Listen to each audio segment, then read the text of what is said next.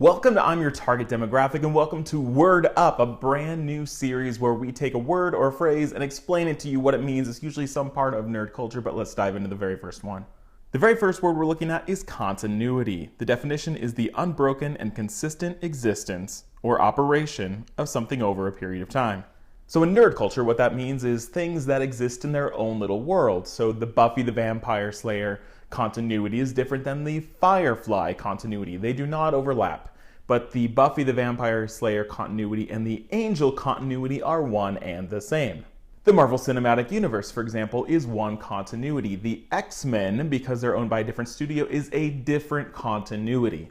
This often comes into play in comic books. When someone wants to write a story that maybe doesn't fit in with the traditional history of a character, so they do something out of continuity. For example, the comic book American Alien is a story about Superman in his youth, but it is not the story of the Superman that we know. It's like an alternative to that. So that means characters could be killed, characters might be different, there might be spins, because they are completely different. They are out of continuity.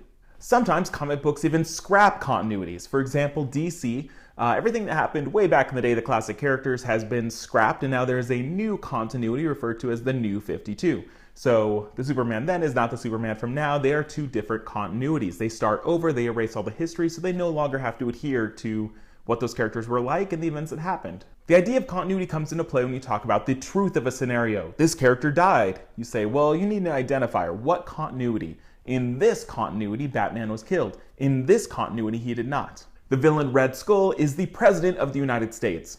Not true, not in our real life, not in certain continuities, but if you said, in the Old Man Logan Marvel continuity, Red Skull is the President of the United States. Yes, then that would be true. So when you're arguing, debating, discussing, make sure you use an identifier as to what continuity you're talking about. So that is what continuity means. We'll see you next time on Word Up.